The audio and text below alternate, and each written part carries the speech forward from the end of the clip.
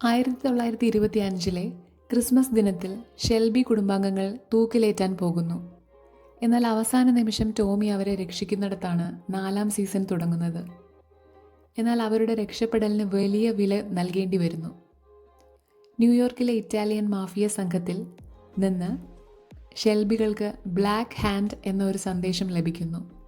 അതിൻ്റെ അർത്ഥം യുദ്ധം എന്നാണ്.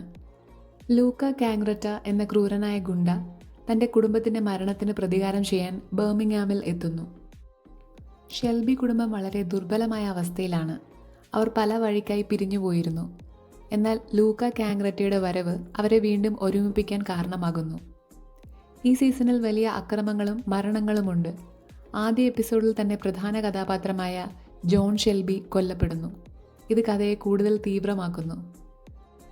ലൂക്ക കാങ്ഗ്രറ്റയെ പരാജയപ്പെടുത്താൻ ടോമി തൻ്റെ എല്ലാ തന്ത്രങ്ങളും ഉപയോഗിക്കുന്നു. അവൻ വ്യാജ വാർത്തകൾ പ്രചരിപ്പിക്കുകയും ലൂക്കയെ വഴിതെറ്റിക്കുകയും ചെയ്യുന്നു.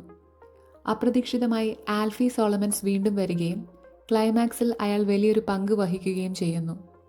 അവസാനം ലൂക്ക കാങ്ഗ്രറ്റയെ പരാജയപ്പെടുത്തിയ ശേഷം ടോമി ഷെൽബി ഒരു പുതിയ ജീവിതം ആരംഭിക്കുന്നു. അയാൾ തിരഞ്ഞെടുപ്പിൽ ജയിച്ച് ബ്രിട്ടീഷ് പാർലമെൻറ്റ് അംഗമായി മാറുന്നു.